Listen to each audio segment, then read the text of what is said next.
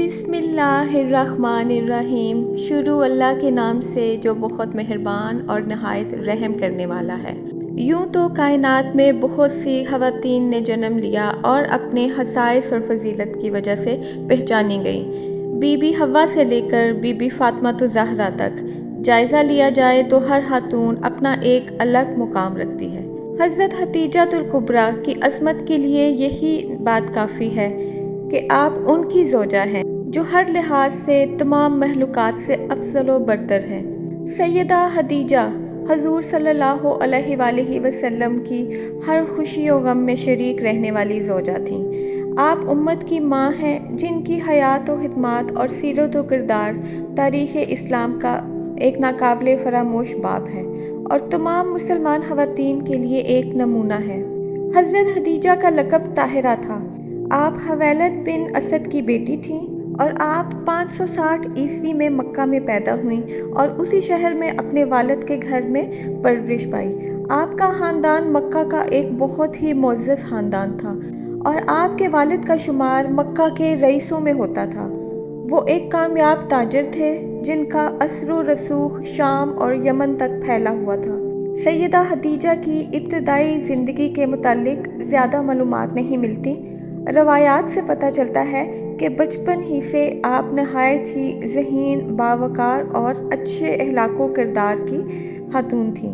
حضرت خدیجہ زمانہ جاہلیت میں جب عرب میں بت پرستی کا رواج عام تھا، اس وقت بھی دین ابراہیم پر تھیں اور خدائے واحد کی پرستش کیا کرتی تھیں۔ آپ اپنے مال و تجارت میں برکت کے لیے ابراہیم کے خدا سے دعا کیا کرتی تھیں۔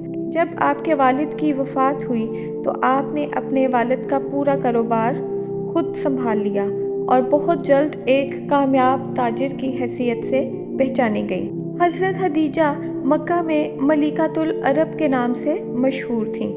حضرت خدیجہ کاروبار میں کبھی زیادہ نفع کمانے کی کوشش نہیں کرتی تھیں۔ ان کے گھر کے دروازے ہمیشہ حاجت مندوں کے لیے کھلے رہتے تھے۔ حضرت خدیجہ نے مذہبی تعلیمات اپنے چچا زاد بھائی ورقہ بن نوفل سے حاصل کی، جو اپنے زمانے کے مشہور عالم دین تھے۔ کہتے ہیں کہ خدیجہ کی دولت اور ثروت اور شخصیت سے متاثر ہو کر بڑے بڑے قبیلوں کے سرداروں نے آپ کے لیے شادی کا پیغام بھیجا تھا، لیکن حضرت خدیجہ سب کی پیشکش کو مسترد کر دیا کرتی تھیں۔ روایت میں ہے کہ حضرت خدیجہ اپنی سہیلیوں کے ہمراہ کعبہ شریف کا طواف کرنے جایا کرتی تھیں۔ ایک مرتبہ رات کو آپ طواف کعبہ سے گھر واپس آئیں تو آپ کو گہری نیند آ گئی۔ آپ نے ایک خواب دیکھا کہ سورج ایک انسان کی شکل میں آسمان سے اتر کر آپ کے گھر کی طرف آ رہا ہے۔ سورج جب ان کے گھر میں آیا تو وہاں سے تمام دنیا میں نور پھیل گیا اور لوگ اس سورج کو دیکھنے کے لیے حضرت خدیجہ کے گھر کی طرف آنے لگے۔ سیدہ خدیجہ رضی اللہ تعالیٰ عنہ حیرت کے عالم میں نیند سے بیدار ہوئیں۔ یہ خواب کوئی معمولی خواب نہ تھا، لہٰذا اگلی صبح انہوں نے اپنے بھائی ورقہ بن نوفل کو یہ خواب سنایا تو ورقہ مسکرانے لگے اور کہا، مبارک ہو، اگر تمہارا خواب سچا ہوا تو نور نبوت تمہارے ہی گھر آئے گا اور تمہارے گھر کا نور کل عالم کو منور کر دے گا۔ اس کے بعد سے جو شخص حضرت خدیجہ کے لیے رشتہ بھیجتا وہ نورانی سورج مجسم ہو جایا کرتا جو انہوں نے خواب میں دیکھا تھا۔ وہ ہر آنے والے رشتے سے انکار کر دیتی تھی۔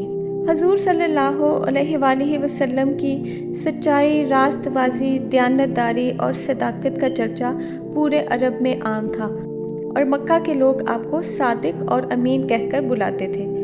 لہٰذا حضرت خدیجہ بھی حضور صلی اللہ علیہ وآلہ وسلم کی صداقت اور دیانتداری کے متعلق پہلے سے ہی واقف تھیں۔ حضور صلی اللہ علیہ وآلہ وسلم حضرت خدیجہ سے کچھ سرمایہ اور کچھ تجارتی سامان لے کر تجارت کے لیے شام روانہ ہوئے۔ اس سفر میں حضرت خدیجہ نے حضور صلی اللہ علیہ وآلہ وسلم کے ساتھ اپنا ایک غلام جس کا نام میسرہ تھا ساتھ روانہ کر دیا۔ روایت کے مطابق شام کے اس سفر میں میسرہ نے محمد صلی اللہ علیہ وآلہ وسلم کے بہت سارے کمالات اور معجزات دیکھے، جس سے وہ بہت متاثر ہوا۔ شام پہنچ کر حضور صلی اللہ علیہ وآلہ وسلم نے سارا مال فروخت کر دیا اور اس تجارت میں بہت نفع ہوا۔ پھر حضور صلی اللہ علیہ وآلہ وسلم میسرہ کے ساتھ مکہ کے لیے واپس روانہ ہو گئے۔ واپسی میں بھی میسرہ نے دیکھا کہ پورے سفر میں حضور صلی اللہ علیہ وآلہ وسلم کے اوپر 2 فرشتے سایہ کیے ہوئے ہیں۔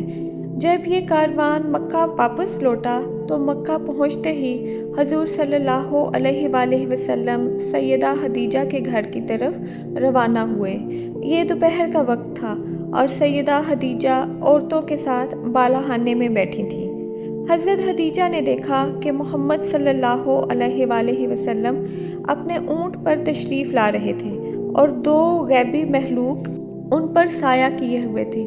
عورتوں نے بھی دیکھا کہ اتنی دھوپ اور سخت گرمی میں سوائے محمد صلی اللہ علیہ وآلہ وسلم کے اور کہیں سایہ نہ تھا۔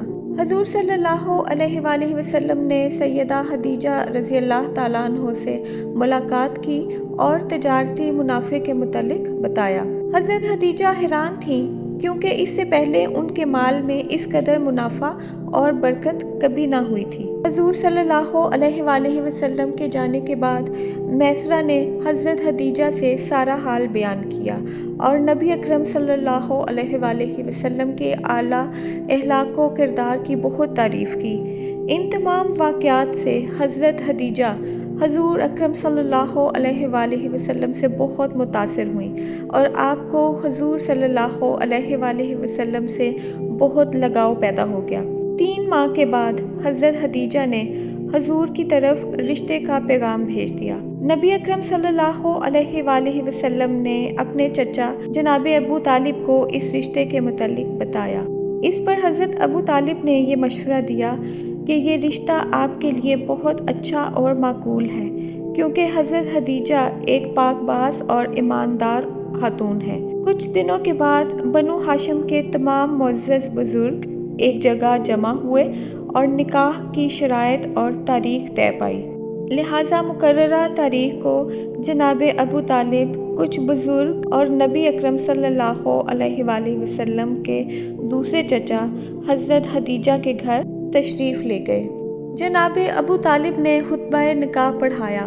نکاح کے بعد مہمان اٹھ کر اپنے گھروں کی طرف جانے لگے تو سیدہ خدیجہ رضی اللہ تعالیٰ عنہ حضور صلی اللہ علیہ وآلہ وسلم سے مخاطب ہوئیں اور فرمایا، اپنے گھر کی طرف آئیے کہ میرا گھر آپ کا گھر ہے اور میں آپ کی کنیز ہوں۔